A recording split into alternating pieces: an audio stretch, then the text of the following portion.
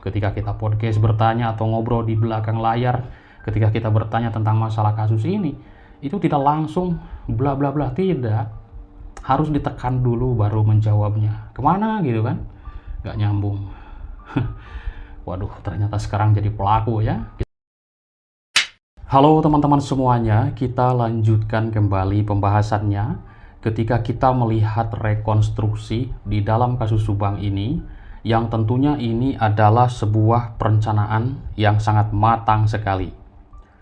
Namun, saya sudah membaca kronologi rekonstruksi, yang tentunya ini kita bercerita adalah versi Danu.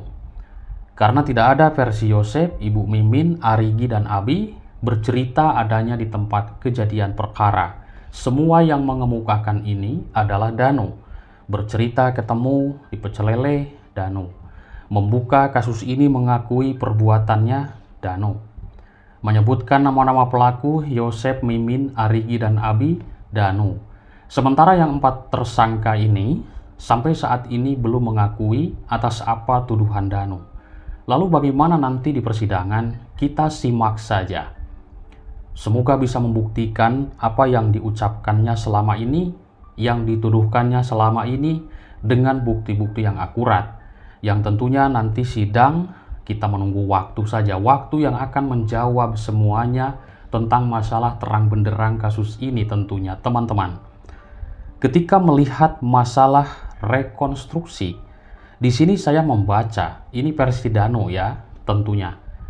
Nah, lalu apakah Danu yang merencanakan tentang kejadian ini atau Yosef?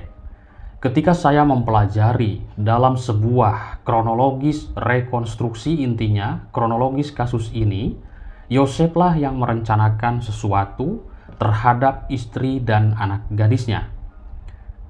Di situ ada percakapan, Mamang tidak punya duit, no, bantuin, intinya seperti itu. Mamang mau kasih pelajaran kepada Ibu, Tuti, dan Amel.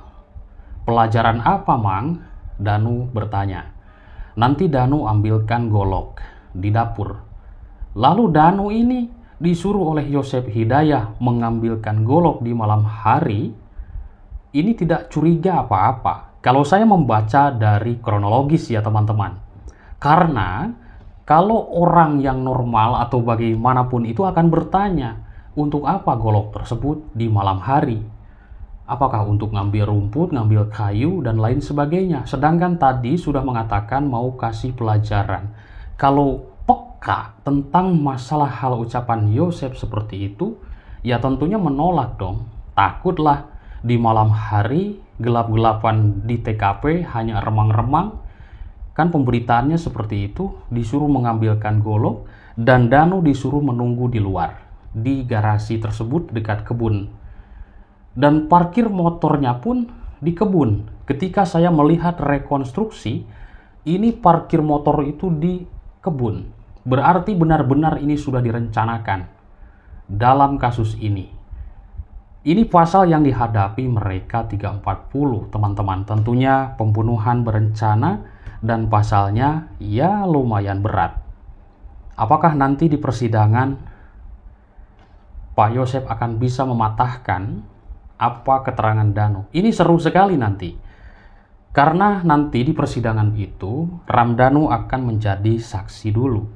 Saksi segala-galanya tentang dari perencanaan, ketemuan Yosef, dibuktikan dengan bukti-buktinya, ucapannya, menuduh Ibu Mimin dibuktikan dengan data-datanya, menuduh Arigi dan Abi akan dibuktikan dengan data-datanya. Itu Ramdhanu nanti akan berbicara, menjadi saksi. Yang mana definisi dari saksi itu adalah melihat, mendengar, dan juga menyaksikan, merasakan di tempat kejadian perkara. Sedangkan di dalam kisah kasus Subang ini, Ramdhanu itu saksi berikut pelaku dalam kasus ini. Keterlibatannya sudah diakui. Kita membahas Ramdhanu mau dijungkir balikan pun dia sudah mengakui. Yang harus kita bahas yang belum mengakui, teman-teman. Tapi tentunya harus dengan bukti-bukti yang akurat.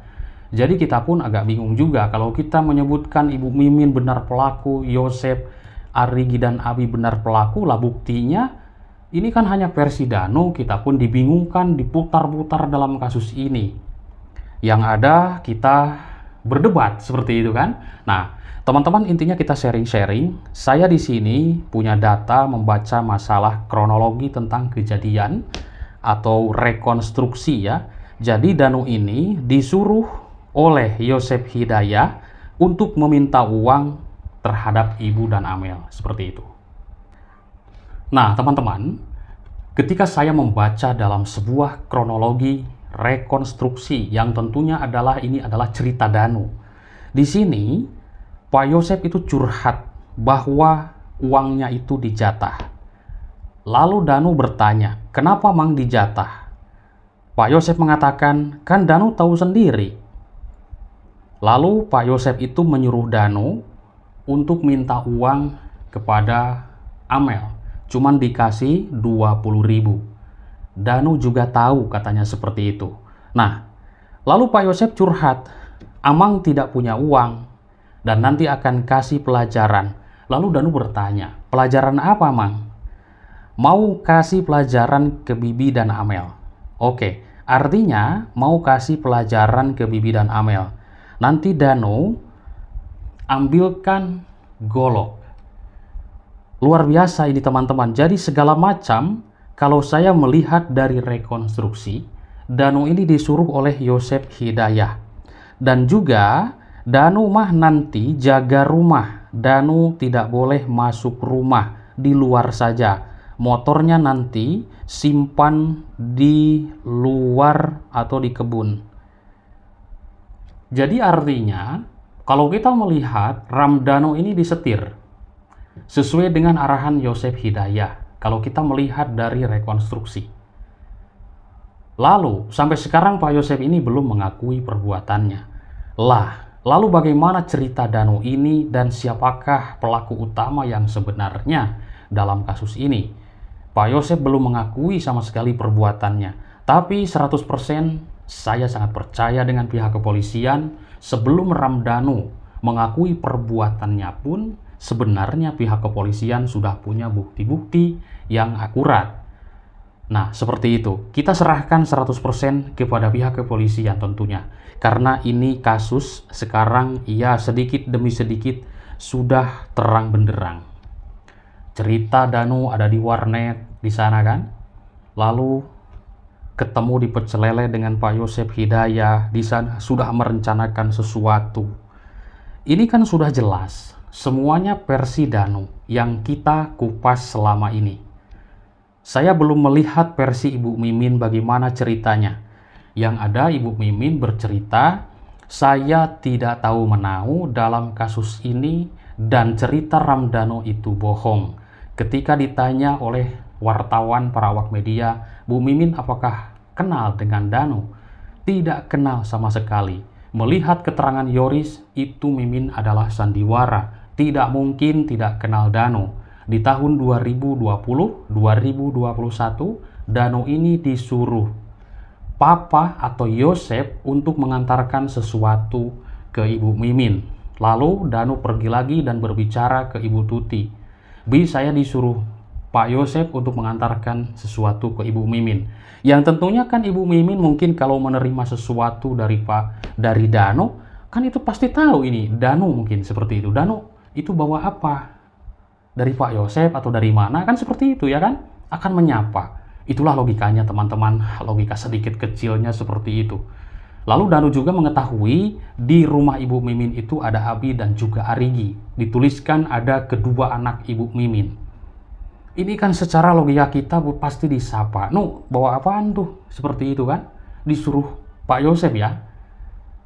Wah, ini pun sudah dibantah oleh Yoris habis-habisan waktu itu di stasiun TV. Ini sudah sangat viral sekali. Itu adalah sandiwara Ibu Mimin. Ini versi Yoris. Versi Ibu Mimin dan juga kedua anaknya sama sekali tidak mengenal dan tidak sama sekali mengetahui tentang kasus ini. Tapi Danu sudah mengatakan mereka ada di tempat kejadian perkara di malam itu dan Ibu Mimin lah yang memandikan kedua jasad korban itu, versi Danu. Ini akan seru di pengadilan. Tentunya. Karena Danu ketika berbicara A, Nanti akan dibuktikan dengan data-datanya. Apakah Pak Yosef bisa menangkis tentang tuduhan Danu tersebut?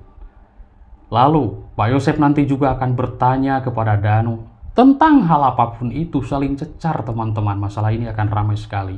Dan tentunya, ya tidak jauh dari BAP yang sudah dilakukan waktu itu kan, di Polsek, di Polres, di Polda Jabar. Dan waktu itu pun di Polres Ramdhanu ini sudah mengatakan pelakunya, ya kan? Pelakunya adalah Pak Yosef mengatakan seperti itu, tapi tidak ditandatangani. Beliau mengatakan ini adalah keterangan bohong, seperti itu. Nah, ini perlu kita gali dan kita kaji kembali, karena memang ternyata kalau saya juga melihat dari cerita rekonstruksi di sini teman-teman ya, cerita rekonstruksi ini sudah, kalau saya lihat semuanya ini perintah dari Yosef. Tidak ada Danu memerintah siapapun, dan tidak ada cerita Mimin anehnya di situ. Tidak ada versi Arigi, tidak ada versi Abi, tidak ada. Saya belum menemukan versi-versi mereka. Semuanya versi dari Danu, keterangan dari Danu semuanya, dan dia mengakui melakukan terlibat dalam kasus ini. 2 tahun lebih, bayangkan. Memegang rahasia begitu kuat ya. Kuat sekali teman-teman, berbaur dengan masyarakat di Jalan Cagak di situ, memegang rahasia. Dan kalau saya pikir, kalau saya lihat orang yang saling mencurigai, tentunya mereka sama sekali tidak bekerja sama. Tapi bisa saja sandiwara, bisa satu komplotan pura-pura mencurigai. Bisa saja kita menganalisa dalam kasus ini.